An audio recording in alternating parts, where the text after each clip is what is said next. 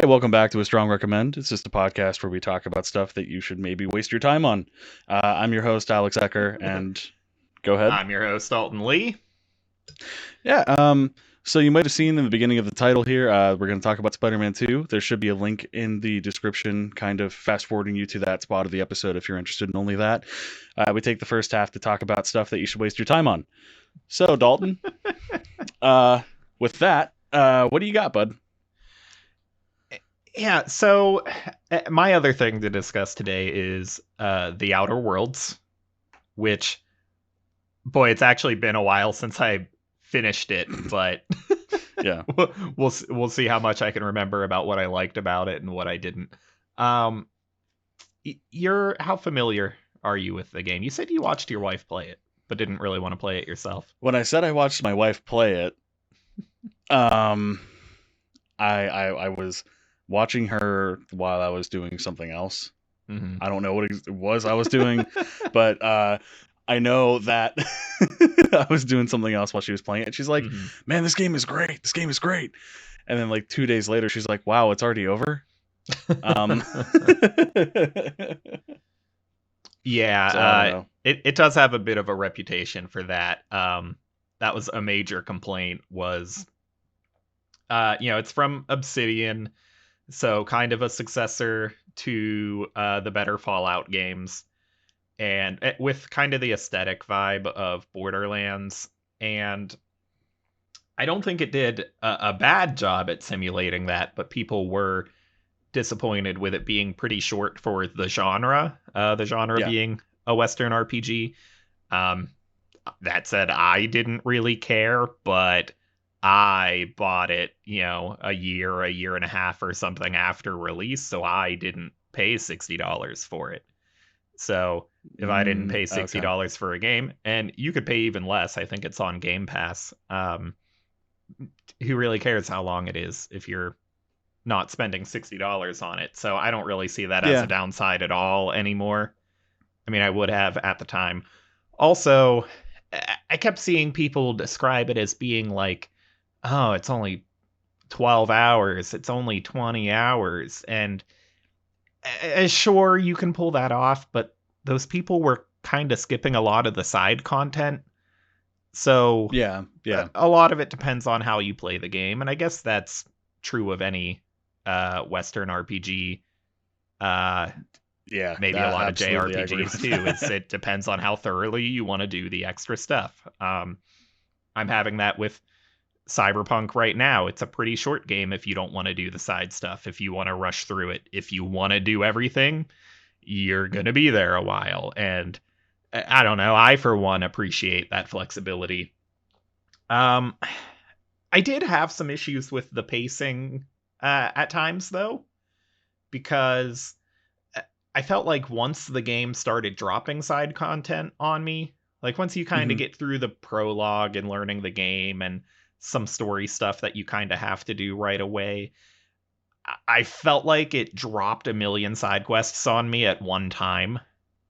And I just spent hours and hours on it because, like, I started with the feeling that I was going to try to do everything. I ultimately didn't in the end, but I spent a lot of time doing that side stuff before I was like, okay, can you stop giving me more? Because I don't know if doing more main quest stuff is going to cut off some of the side Right. stuff, but I'm intrigued. I want to see more of this main story. I mean, I don't know. I guess it's a hard balance to get because some people are perfectly content to not touch the main story forever. Like, how many times have you heard of someone saying, "Oh, I have 1,000 hours in Skyrim and I couldn't tell you what the main story's about"?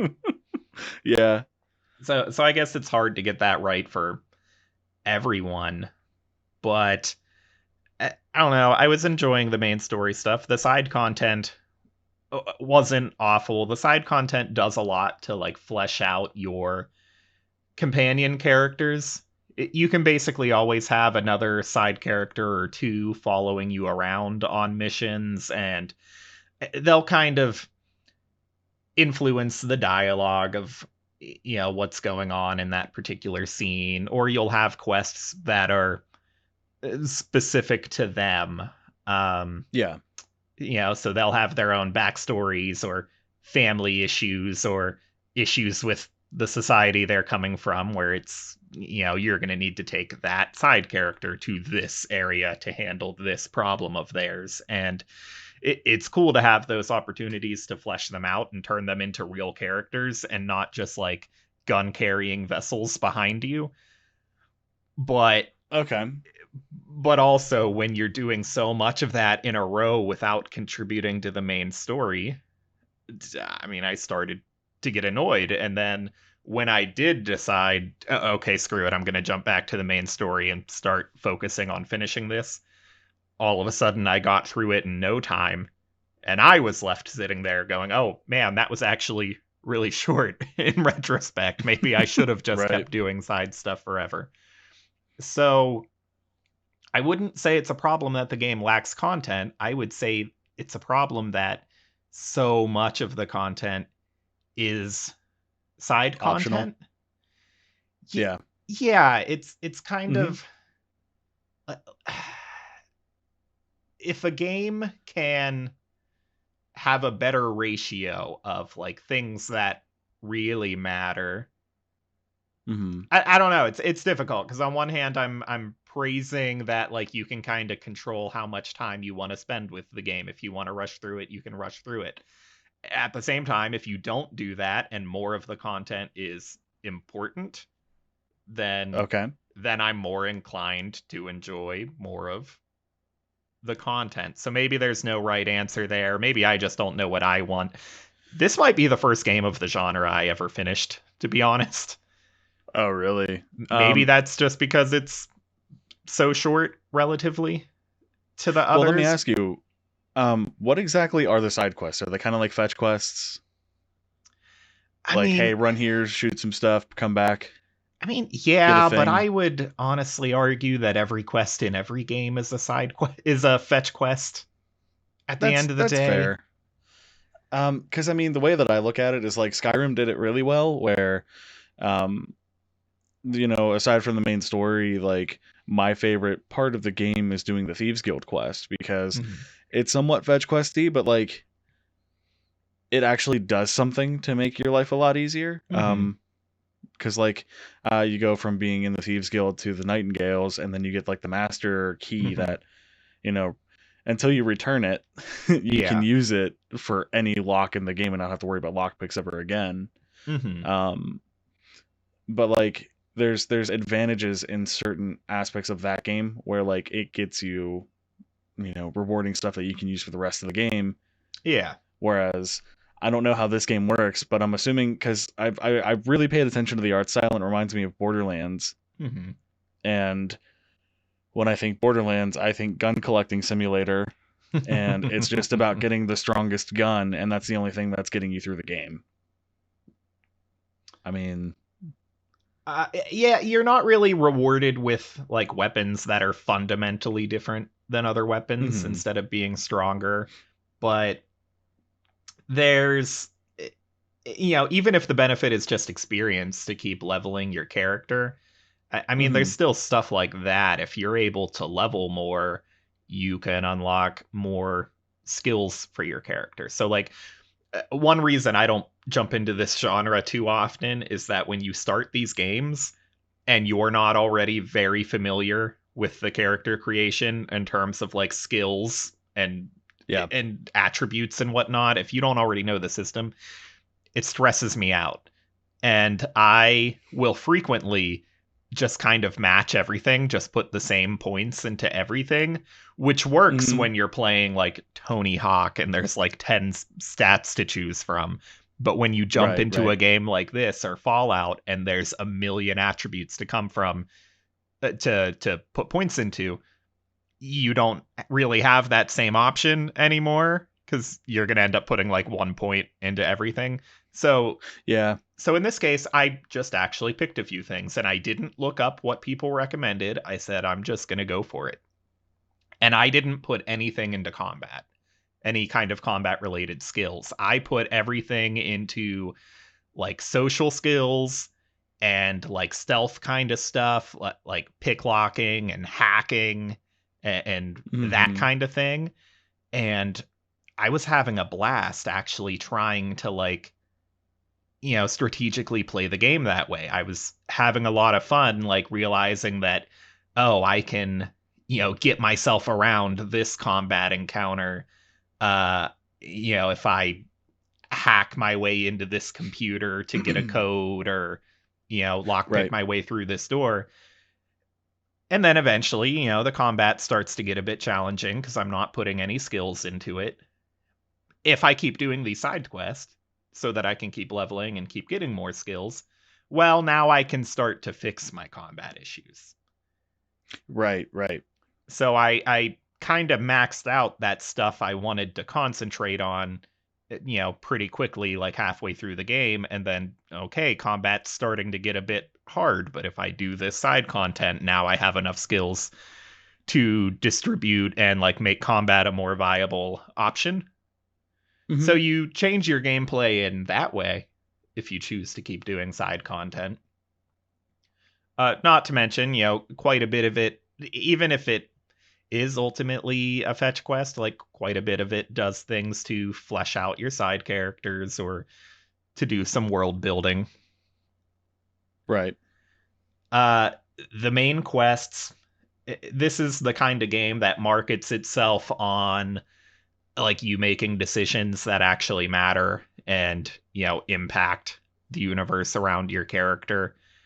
And it's true to some extent. I really don't know if it accomplishes it better or worse than other games of the genre because I just don't really play a Western RPG, but I felt like I was frequently being given decisions that mattered and were difficult to make and didn't come down to like, do you want to be good or evil? Like, I was frequently being given questions where like both answers were right, both answers were wrong. You're about to Hmm. commit to ruining somebody's day. Okay. Okay. So for that reason, it managed to keep me invested. At the same time, having finished the game maybe a month ago, I could not possibly recite the plot to you today. So maybe it's not that thrilling in that respect. And so I guess I'm not gonna give this game a strong recommend. I'm gonna give it a. You didn't let me do the thing, Uh, Dalton. Is it do a I strong have to let? recommend? Do I have to let you Is it? ask me the question? Is it? I don't care. No. It's fine. Yeah. It's Should people waste their time on it if it's their kind of aesthetic? yeah. I mean, at the risk of we don't want to build a ranking system that's more complicated than is it a strong recommend or not. But I'm giving you a I Hmm. like it. It's not a strong recommend. It didn't rock my world. It's not gonna change the way you Hmm. see video games, but it's fine. It was worth my time investment. Go for it. Cool. Cool. Yeah. Me. I'm not big into Let's put it this way. The only game in this style that has sort of gotten my attention has been Skyrim. I like the fantasy aesthetic. I like sword fighting and magic. Hmm. I'm a nerd. I like all that kind of stuff. I like futuristic stuff and like that sort of idea. Hmm. Um, but the games don't drag me in because there's like Borderlands. Like you've tried getting me to play tons and tons of, and not that it's like a futuristic techie sort of thing, but it's a Fallout style kind of game in a way where it's a big open world. You combat and the combat's not necessarily spectacular, Hmm. but it's there. It's kind of the pivoting point of progressing the game, I guess, is the way I'm trying to explain Yeah. it. Um, There's a part but of me it's that's like mentally mhm. disagreeing with comparing Borderlands genre wise, but when I think about it, it's really just because you don't make meaningful decisions that impact Yeah. the world. It's a bit more on rails, but like gameplay wise, like yeah, Yeah. sure, it's go here, do a And mission, it's optional or it's not, kill a thing, take an item. right. Yeah. And the thing that I don't like, for example, like with Borderlands, and I don't know if this game does it, is uh you look at a gun and you're supposed to see a tiny window that has like this gun is point 0.2 stronger. This gun reloads 0.6 less than this gun. You know what I mean? Like it's the stupid minute numbers that I'm like, I know me, like I throw everything into combat, like I want the strongest weapon, but it's stuff like that that really like negates me away from a game. Like with Skyrim, it was easy because like, oh, this weapon's stronger because it says, hey, it goes up by 5 points. You know what I mean? It's not like splitting hairs. It shouldn't be splitting hairs. What does it matter? You know what I mean? In a game where you're collecting a ton of weapons like this, I always just hope that the game gives me a DPS, a damage per second, and then I just look at that and nothing else, and I don't care. That's how I'm playing Cyberpunk right now. You pick up weapons like crazy, and I don't care if I'm using a shotgun or a handgun or whatever your options are. I sort it by DPS, and I say, okay, I'm gonna equip the couple highest ones and move on. Yeah, that's why I like Uncharted, because like, oh, hey, you get a pistol. All right, that means it's probably going to be one of the quicker reloading weapons. And it's like, decent range. Now, shotguns, you have to be all uppy closey about it. And then, like, anything else, you have to be far away. You know what I mean? Like, there's no, oh, this one's stronger and this is the best weapon in the game. I don't know, maybe because I grew up on too many RPGs and JRPGs where, like, getting the next strongest weapon at, like, the next town. You know what I mean? Like maybe that got ingrained into my head somewhere where I'm like, no, man, you have to have the best equipment in every game. And maybe that's what's ruining my time with these games. I don't know. It's I don't know. It's weird. Especially with gun games, because then you have to figure like, oh, I like shotguns because they do the most damage. Okay, well, you can't do much damage far away, and it's a whole big rant that I have, and probably for another time. It got real exhausting real quick trying to play Borderlands, and I really enjoy Borderlands. I'm really into it, and I kind of finished them on my own, which you're not supposed to do. They're supposed to be social games, but when we've played them together, the annoyance of every so often stopping to sort through your gear and think about it, it's way more annoying when multiple people need to do it, and you need to stop and wait for them to do it. Yeah, you're not kidding, dude. I remember the last time like we played Borderlands, I was only there because you really wanted to play the game. No offense. I was happy to be included, and it was nice trying to make you laugh and just help you play a game kind of thing. I don't know. Like I like social games in that regard because like obviously there's one person that really wants to play it and another person that may not know what they're doing. So I kind of let you like take the reins when we played it. And just was there to be entertaining for you. I don't know. It's two is also way better than one, and in the several times we've tried, I've usually made you start with one because I'm that kind of person. And even people that like Borderlands are like, the first game's take it or leave it. Yeah. That said, we've been recording for a while. Let's move on. What do you got? Sure. Keep in mind our recording timers because we kept screwing up. So don't worry about it. A little behind the scenes for you. So I'm kind of gonna jump ship away from big open world-y sort of games to something that is still big open world, but it's a predestined story. And that is Dragon Quest XI. I know, I believe I previously had mentioned it on yet another Geek Show, and at the time, I think there was a demo available that you played. I think so. But at the time, you have to remember, when I started getting into the game, my Nintendo account got banned because of that whole situation. So I got 20, 30 hours into a game and then had to let it go for 4 or 5 months. Because I was waiting for them to decide on whatever so they did were you start over? Account. Nope. That's the nice thing about these games, too. I'll explain that. So Dragon Quest is a giant JRPG that started in the NES, long time back. Yeah, I think it predates Final Fantasy. You might be right on that. But I think when they came to the States, it was Dragon Warrior. Yeah, that's right. Okay.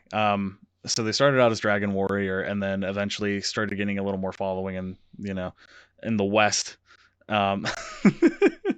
But Dragon Quest XI is the newest one that they have. It's big 3D open, no more 2D stuff.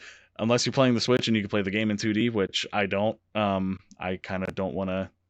Maybe if I go back and play it, That but version's on PC now too, by the oh, way. is it really? I didn't know That's that. what's Okay. on Game Pass. But that before you've even properly described the game, that runs me into a rant because Uh-oh. information's changed here. I ranted about this when you brought it up back in the Yet Another Geek Show days, Yeah, yeah. but this definitive edition where the Switch gave you the 2D mode, I basically what happened here is the game released on consoles, modern 3D style game, and released on DS, and it's this 2D kind of thing, pixelated. And then the Switch comes out with the definitive version, and you can swap back and forth between the two. And Yeah. I was annoyed that that functionality only existed on the Switch. And then I pondered, well, maybe Nintendo just owns some kind of rights because of the DS version. Maybe they funded it in some way, and maybe that's what the deal is. That 2D functionality is kind of Nintendo property. I didn't really see any evidence of that, but I don't know, maybe. And now they've ported that version to PC, so I know that's not true. And the problem is there is now, for no reason, not a real definitive edition. Because now this Switch version, the one they call definitive, that is also on PC, it has all of this content, but it also has graphical downgrades because it's the Switch version. They downgraded the graphics to make it work on the Switch. So now the PC has two versions. It has the previous console version and the Switch definitive version, but neither of them are truly definitive. One of them has better graphics, and the other has these definitive edition added features. So there is no perfect version of the game for no reason. End rant. Continue. It sounds like you're bitching a whole lot about a game you didn't even enjoy, and you haven't even started it yet, and I feel like you're already not enjoying it. Anyways, so the thing with Dragon Quest is it's just classic story. Your main character, you name them yourself, is the hero of the story. They turn out to be some warrior of legend that's destined to take down the evil and darkness, and it's fantastic. But not getting into the story spoilers too much. The beginning of the game is probably the most boring part of every Dragon Quest game. Only because like you don't have other characters helping you in combat. There's no dialogue between anybody except for like the tutorial island sort of characters, and that's fine. But in this game, they sort of start you off. Not they don't. I don't even remember if they even explained how the combat works. But in this game, there's two options of combat now. There's the classic version where it's like sort of turn based, or there's active animations for fighting. I actually set it to classic because it's just, I don't know, in the beginning of the game it threw me off so hard that I was like, I can't do it. Yeah. I need the turn-based style. But at the beginning it's they don't know who he is until this one moment, and then you realize, oh no, he's the hero of legend kind of thing, and he needs to go off and be a hero. And it has kind of a breath of fresh air in the beginning, because in every game that you're the main hero, oh, his name spreads throughout the land and all this other stuff. In this one, I won't say what exactly happens, but it is absolutely not that, and I loved it. It's kind of a twist on it. So despite the game being like mostly kind of traditional, there's some humorous twists to the formula. Not necessarily humorous. It makes you think in the beginning. You're like, what? Like, what the hell's going on? Especially if you go into it with the mindset of, oh, he's the good guy, everyone knows it, kind of mentality. It's I don't know, the art style is done by Akira Toriyama, I believe, or at least it's based off of his work, because in the original games he did the artwork. Yeah. And at first when I seen trailers for this game when it first came out, I wasn't sure how I felt, because like with my other, like, I've only really played like Dragon Warrior 3 Mm-hmm. when I had it on Game Boy, and then I played Dragon Quest 8 in my teens, and now in my late 20s I've been playing Dragon Quest 11. And the jump in the graphics between 8 and 11, having the, oh hey, it's 3D and it's comfortable 3D, to no, it has to be seemingly high res 3D. You know what I mean? There's They that have jump to where like kind of lighting. they have to kind of rethink all the Mhm. time how they want to adapt Toriyama's work. Right. Mhm. And I wasn't sure how I felt about it when I first seen the trailers for the game, and seeing it in the game, it feels like home. It's really nice to see. The entire score of the game, I believe, was actually orchestrated, Mhm. um, and is super loud. No matter like, like it is so loud all the time, Yeah. and I don't hate it. But if you enjoyed the sort of like sameness of like Dragon Quest music, it's there in this game. Mhm. Um, I don't hate that. I honestly do enjoy a lot of the music, and I don't mind Mhm. that they reuse it in every game. Um, Not much of the formula has changed. It's more in the story for this game for me. And I'm at the end of the game, right before like the final boss. I do know, because I had to look at walkthroughs to sort of, because I'm trying to do like as many of the side quests as I can before I go and fight the final boss. Mhm. But it alerted me to the fact that there's actually post game content that I have no idea what it's about. Mm.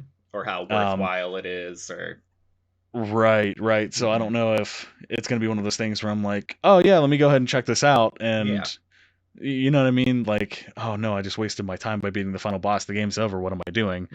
I actually don't feel that way with this game. Like The Legend of Dragoon for me is one of those games that I go back and play every couple of years, um, just to like refresh myself on the story, because I grew up on it. I love it. The first disc of the game is probably my favorite part, and I'm sure that's because you see it the most. Mhm. Um, but when I first started playing this game, funny story, I actually bought my wife this game, and she's playing the beginning of the game while I'm at the end of the game, Mhm. and watching her play it actually makes me want to go back and restart the entire game Yeah. again. Um, Okay.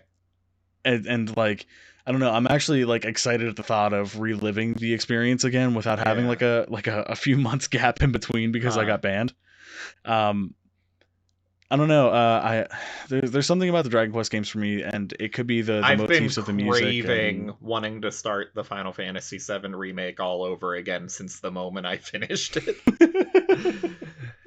oh boy. uh, Did so we did so we th- talk about that game on Yet Another Geek Show? I can't remember. we The did. remake. It had a spotlight Okay. episode. Um, so the appeal to me, this game, why I want to start it shortly when I'm done with Cyberpunk, Uh-huh. is, and just verify if my impression here is right. But to me, Dragon Quest is kind of a long running JRPG that kind of, despite the modern improvements and graphical upgrades and everything, it seems to me like something that's still really traditional to the Yes. simpler times of JRPGs. So I've Absolutely. played, most of my JRPG experience is Final Fantasy. I've played a handful of early ones and middle ones and later ones, and the early ones have like, on one hand, the gameplay is dated. It's kind of hard to go back to. You're going to have a hard time convincing anyone to play the original Final Fantasy or any of the better ports or remakes of it. But Hmm. there is a charm to that early storytelling where, rather than making everything as convoluted as possible like a modern Final Fantasy does, the Right. story's just like, I don't know, man, there's a fucking dragon over there. Go kill it so you can get the thing and bring it to the guy. And Uh, right, absolutely. And Dragon Quest is very traditional in that sense, but they've added like modern conveniences. so with gameplay changes, I guess Mhm. that's the appeal to me, is having the opportunity to have this old school charm of storytelling Mhm. combined with actual modern functionality. Yeah, like for example in the combat, you can change the speed Instead of having each individual, because you get 4 party members per battle, you can have only your character that you control and let the rest of your characters do whatever they want. Which I think is actually a cool idea because, oh, sorry, I didn't mean to punch my microphone. Based on their personality, you can maybe set an automated, computerized turn set for them. Granted on whatever, The other really cool thing about Dragon Quest is, in all the games, you're not set to one weapon set. Like Final Fantasy VII, Cloud only uses big ass swords. In this game, any character can use a sword, a great sword, dual wielding weapons like 2 swords or 2 boomerangs or 2 wands or like 2 daggers. You get whips, you get like I said, boomerangs. Those are like your area control weapons, like they attack groups of enemies. You can have them set as magic. Like in the opening game trailer, they show one of the characters who towards the end of the trailer, or the opening cinematic, I guess would be the correct word, fighting with steel claws. And he is one of my primary mages because I set all of his abilities set in like, oh hey, I want him to be a magic fighter because he's got interesting moves. That's like every character doesn't necessarily have the same magic set either. Like your main character is the only one I think that can do lightning magic. Or you get that character I was talking about who uses the steel claws, like he uses dark magic and he can also cast status buffs or debuffs. And then like you have one character that could be dedicated to specifically like white magics and has some other elemental magic, or you know what I mean? It's nice to see that again, where it's got the magic set seems dedicated, but the weapons don't have to be. Sure. It's hard to explain, at least for me, because I'm terrible with words. This is the opposite. This is the opposite of Final Fantasy VII, where everyone has their own weapon set, but anyone can use any magic. Right. There's no summons in this game, and it's all strictly like your character's magic and ability. The monsters, like everything is fairly lighthearted, and I think that's just Toriyama's art style. But when things get dark, you're like, oh shit, you know what I mean? Like it doesn't even have to be that dark, but you're like, oh yeah. Some of the names of the enemies are super clever, which I do appreciate. A lot of it is the names of things don't take themselves seriously. Like there's 2 different kinds of magics for fire. And they are Frizz, which is just fire, and then Frizzle, which is a stronger version of it, and then Kafrizzle, and then there's the Sizzle magics. I got a good laugh out of that recent animated Dragon Quest movie where people were saying the names of the moves out loud. Yeah, they do that in this game, by the way. Okay. They may say it sometimes. And that's similar to the Final Fantasy, like Fyra, Fyrara, Fyraga, or however that system went. Yeah. Varies a little between games, but something like that. Did Final Fantasy VII, funny enough that we were talking about it, was Final Fantasy VII still part of the Fire 2, and Fire 3? Yeah. Yeah, I think 8 started giving the goofy names. Okay, I thought so. I couldn't remember. Yeah. But like... So let's kind of summarize here and move on to Spider-Man. All right, fine. So from my experience of the game, the atmosphere in the world, the lightheartedness and seriousness at the same time. If you're a fan of Toriyama's art, and you like big stories, this game I've put close to 60 hours into, and I know I'm probably in the lower quadrant of people who've played this game. I definitely recommend it if it's your thing. If you're looking for something that kind of goes back to basics, to what RPGs sort of started at, with a nice modern twist to make things convenient, I would absolutely recommend this game. So this is a strong recommend. There you go, buddy. All right, I'm taking that as a yes. I mean, I only said I absolutely can. I will A recommend be is so different happy if from you a play this strong game. recommend. I said the Outer It's a World strong is recommend. kind There of a you go. recommend. Okay. All right, now the reason we're really here. Sam Raimi's Spider-Man 2, which I Yeah, finished a you week skipped to ago and this I'm getting far. fuzzy on, which is a habit of ours, and you finished it right before we started recording. So, This is correct.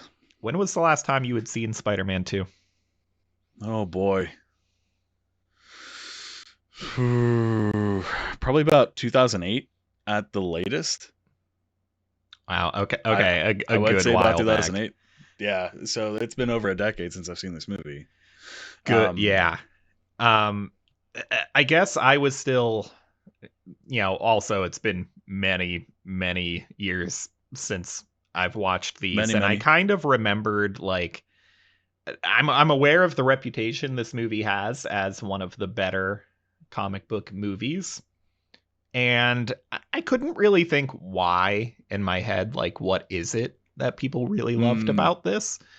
But having gone back to it now, I hope we do a decent job of putting it into words. And, well, I guess I shouldn't assume you agree with me, but I get it. And no, I get it too. I agree. It's up there. It's not like in competition for the very best, but Oh out of god. a list of many, many superhero movies, it is up there. It holds up. It's really good. Yeah. Um so where would you like to start with the casting? So most of the casting hasn't changed from the first one. We don't need to revisit people unless we think their performance has fundamentally changed. I think I want to revisit that because of that reason. Oh, okay. There's Um somebody you think changed? absolutely. For one, Tobey Maguire. Okay. He became a more believable Spider-Man since the first movie. Okay. Um I think it's because he had the 2-year time frame to learn to be Spider-Man. Mm-hmm. Um and now knowing that like there's obviously the second movie after the first one, I could see that being a believable reason for the direction that they had taken. Yeah. You know what I mean? So I do agree he's better here. I don't know if Yeah. it's He's like not night and great, but he's day. better. Yeah, I don't Yeah. think it's a night and day difference, but I do think He feels he's more comfortable in the role. improved here. Like Yeah. yeah, I think there's a new level of comfort there. Um uh It feels like there's a Kirsten more Dunst. exact vision here. Mhm. And Exactly. that goes for Raimi too. It just feels like he Yeah. figured out Yeah. what he's doing and got comfortable. No, absolutely. Kirsten Dunst, I don't think improved.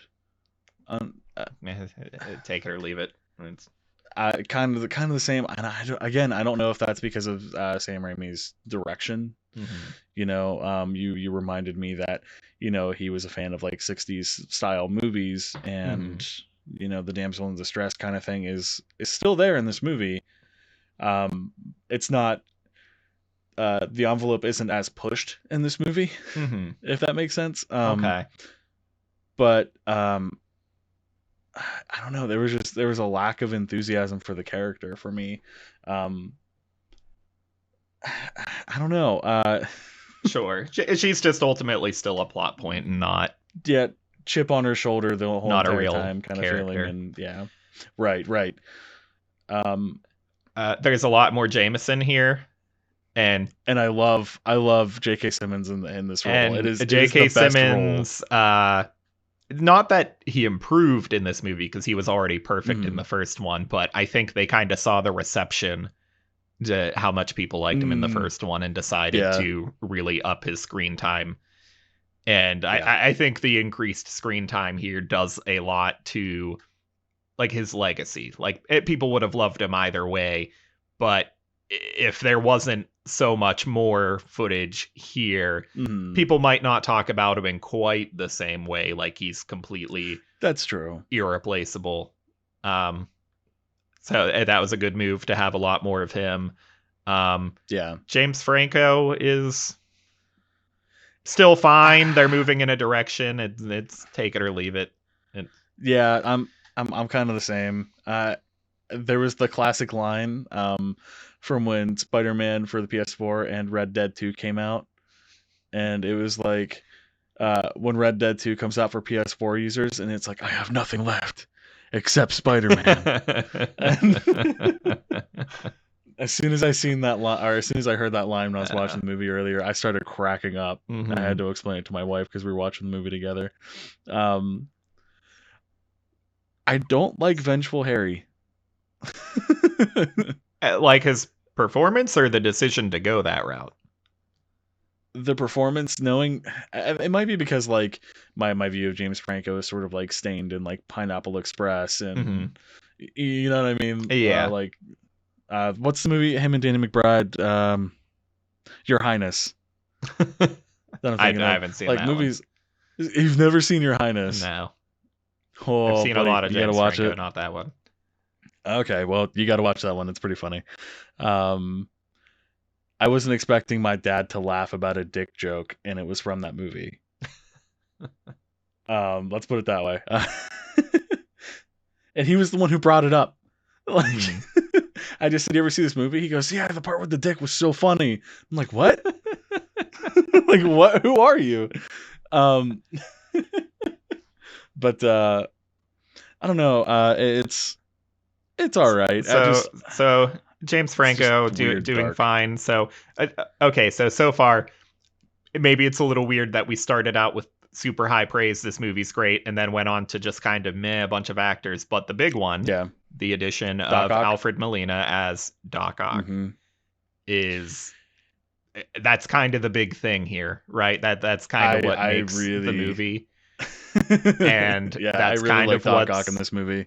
And that's kind of like the most exciting thing about the upcoming Spider-Man movie, where Marvel and Sony haven't confirmed it yet, but I'm sure everyone knows by the time this episode's out, because it's not new news, that hypothetically we're getting kind of a multiverse thing with a bunch of returning actors, Alfred Molina being one of them. And that's kind of the most exciting thing about that movie, and kind of the reason we're starting with these movies for the podcast. Yeah.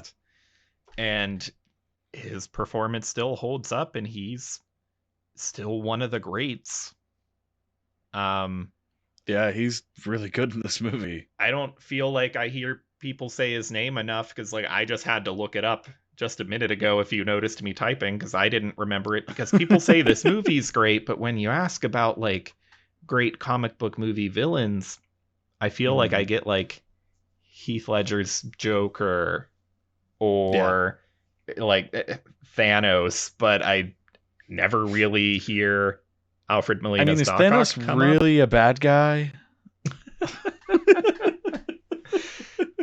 And he didn't do anything wrong. And so it's partially Alfred Molina, and it's partially Sam Raimi's approach to the character. I think in the first Spider-Man movie, Raimi was having a hard time balancing the way that he wanted his kind of goofy slapstick style to come through, but also at the same time kind of do dark things. I think he figured out his balance here with Molina, and the character is never really... This Doc Ock character is very serious and dark. There's nothing like goofy about him, but they do such a good job like giving the arms a life of their own and using it to simulate like what Raimi did with Evil Dead. Like, this movie has the Evil Dead written all over it, and I don't know. I mean, Bruce Campbell made his appearance in this movie again too.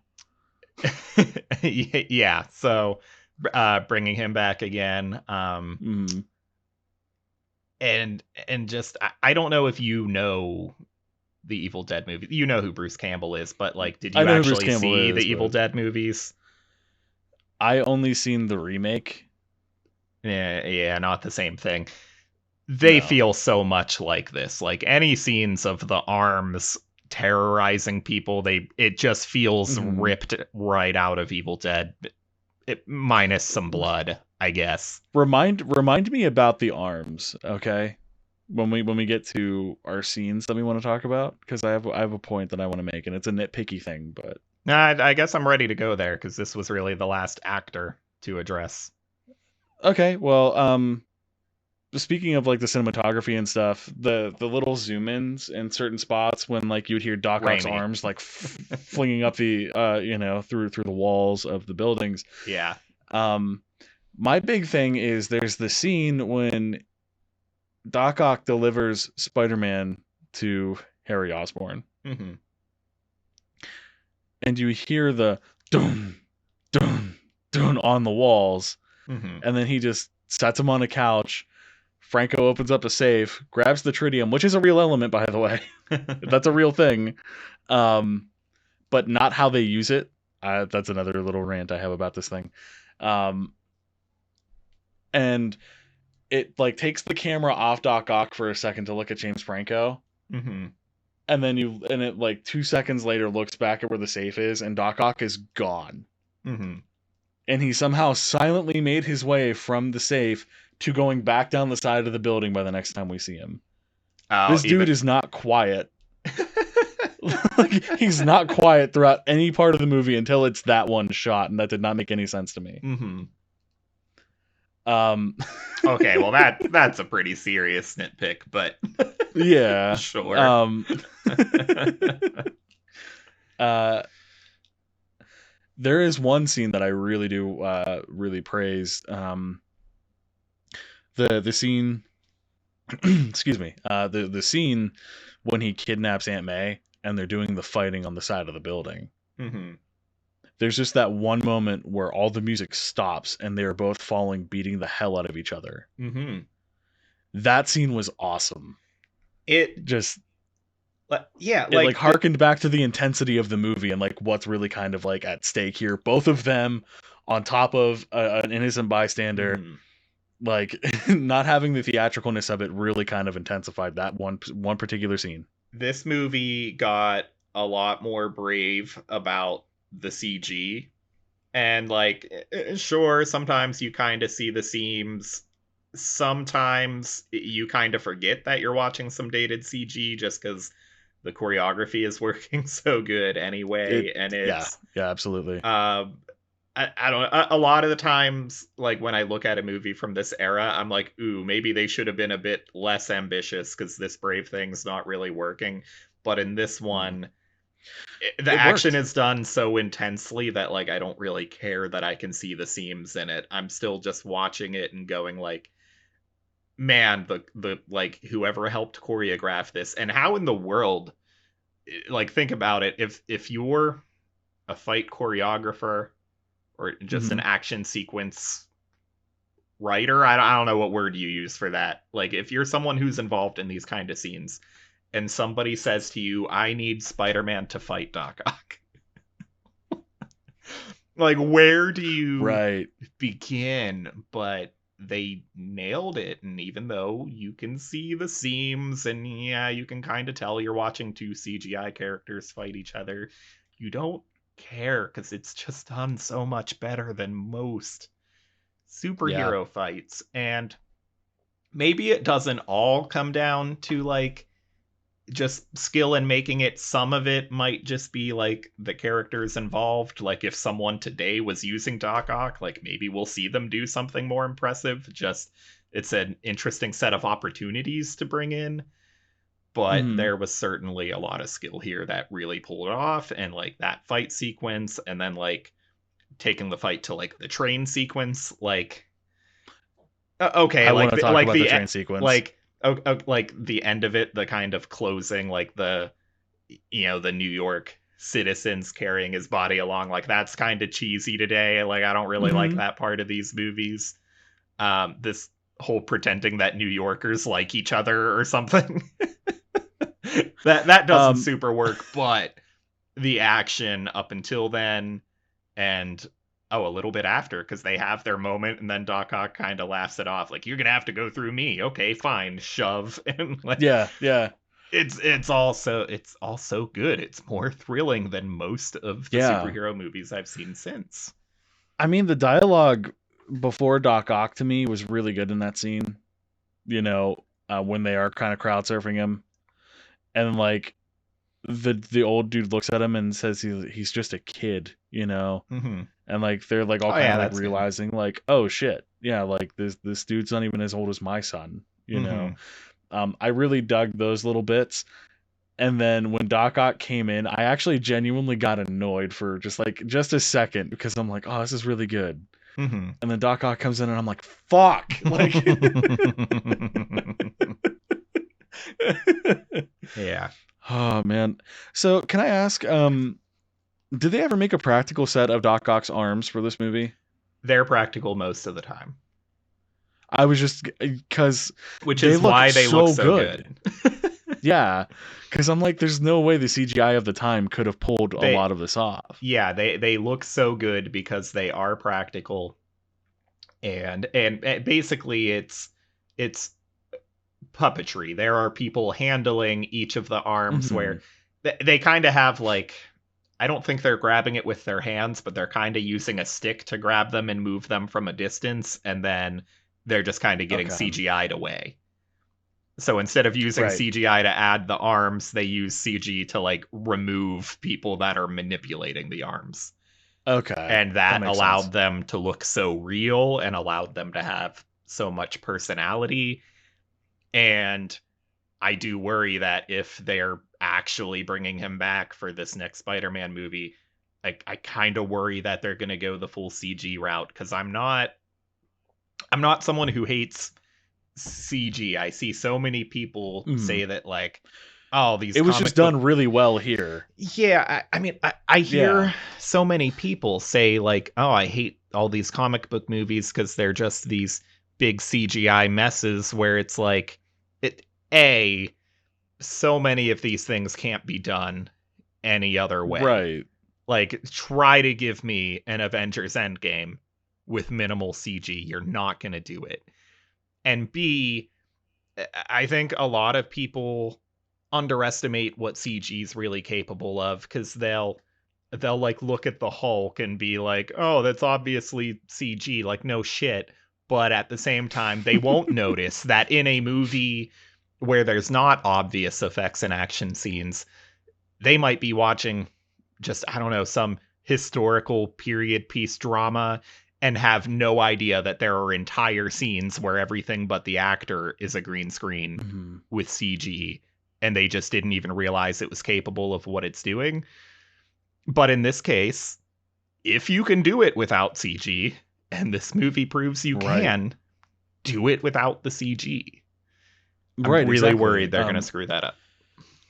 Like towards the end, the practical effect of them pulling the cars down the street sideways. Mm-hmm. I'm actually curious to know how they did that. Mm-hmm. Like how that was all rigged to work that way. Yeah. The little things like that, like that's something that does interest me a lot. Not that I would ever, I want to do that in a movie because I know I'd do an awful job. I'm just curious, like what machine was pulling it, or Mm-hmm. what exactly went into this sort of ordeal. Um, man, I don't know. I remembered like some of these scenes like really sticking out in my head, and one of them is that train scene. Mm-hmm. Um, one of them is the giant reactor falling into the river. Which Mm-hmm. I mean, it's kind of funny because like let's be fair, the real villain in this movie is that is that big reactor, Sure. and it got taken out by a river um that looks like an ocean Mm-hmm. because of the like they couldn't have been that far off of land for the water to be that deep where they're all sinking, Yeah. all dead and shit at the end. Mm-hmm. Like there's no way that it just looks like a bottomless ocean. But man, how are they going to explain that if they're doing a time movie? Because Doc Ock in the end of this movie drowns. A lot of the characters that are supposedly coming back should be dead in their own respective Mm. universes. My theory is that, I guess there's several ways to approach this. You could say that when these characters get pulled in from the other dimensions, It's not necessarily from the latest point of the timeline that we've seen. So Sometime like during the events, you mean? yeah, so it could Okay. be, hey, we're pulling in Doc Ock from before he dies in this movie, and we're sending him back without any memory of this happening. It could be that kind of thing, or it could be we are pulling in versions of these characters that perfectly resemble their original movie counterparts, but it's not literally these universes. So like another parallel universe kind of thing. Yeah, so they could be pulling in Tobey Maguire and Alfred Molina and whoever else from these movies, and they could say, you know, hey, assume that they have pretty much the same backstory they did in these movies, but it's not literally these instances from these movies. Okay. Uh, uh just one idea for how they could get away with this. Um, kind of like you haven't seen Enter the Spider-Verse, the animated movie, but Mm-mm. it's a similar thing, pulling in a bunch of characters from other universes, and they pull in a version of Gwen Stacy from a universe where she is the superhero, Spider-Man or Spider-Woman or Right. whatever they call her in her home universe. And it's like that is what happens with that character in the comics. She's brought into the 616 from another universe. But Mm-hmm. this movie's not pulling from literally the same universe. It's not literally that same Gwen Stacy. It's just Right. kind of a Right. Okay. shorthand for we have these ideas about who the characters are, and we're pulling in something like that. Okay. That makes sense. But back to the movie here. We've discussed the cast. We've discussed some scenes, some of the effects. Did you want to bring up any other scene here that you thought was really good, or any character Uh, development, or no particular scenes jumping out. No other characters really worth mentioning.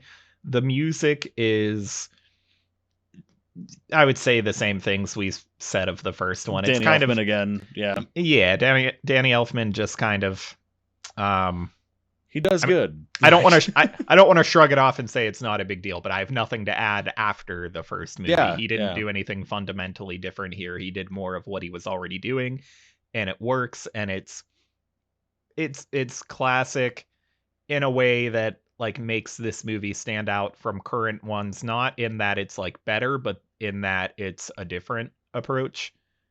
hmm It's something all that's very still while distinctly being him. Danny Elfman. Yeah. Yeah, yeah, absolutely. I know what you mean.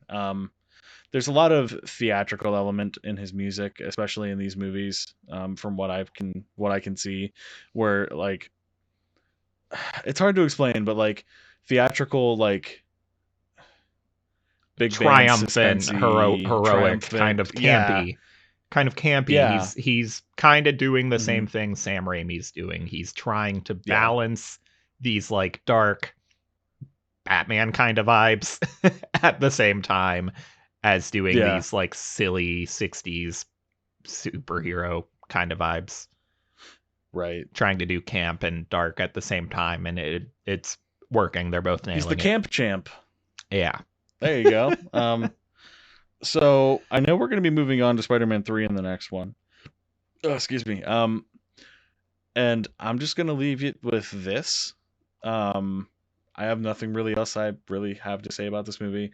I mean, I could talk a lot about it, but I'm trying to avoid being nitpicky. Or too detail oriented.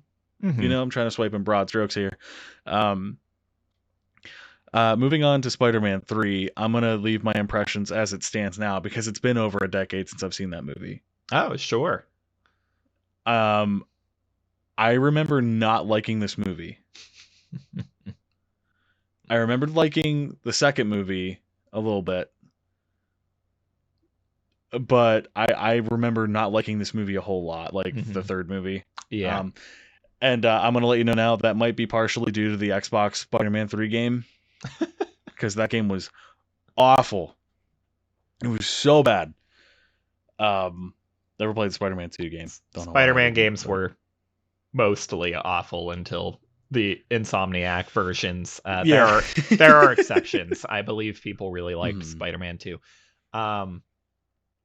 You're on the right track. That's the general reputation. So we'll see if I know I didn't like it last I saw it. We'll see how much of Mhm. it is still me genuinely not liking it, or how much of it is just hearing the internet not like it. Yeah. Yeah. Like just the general obscurity of our own memory of stuff Yeah. because the internet's like, no, it sucks. Like Yeah. Star Wars Episode 1. So that said, I was pleasantly surprised with this one. I didn't expect to watch this and kind of love it all over again, but I don't have a Yeah. lot bad to say about it. It's really good. I think it holds No. up to its reputation, and it is absolutely a strong recommend. The first one Absolutely, we gave a it's a good strong recommendation. recommend on the basis of like historical importance. This one's a strong This is recommend just because it's actually a that decent good. movie. Yeah, it's a pretty decent movie. I strongly recommend it. I had Yeah. to take a drink because I have something in my throat and it's making me cough. Oh god. Take it away, Dalton. And while he dies over there, we'll see you next time with Spider-Man 3. Thanks for watching / listening, and like and subscribe Like the bell. and bell and everything, and There's bells in the third movie. and and stuff. Oh god, he might actually be dying. See you next time. I think I'm okay. All right, bye. Oh god.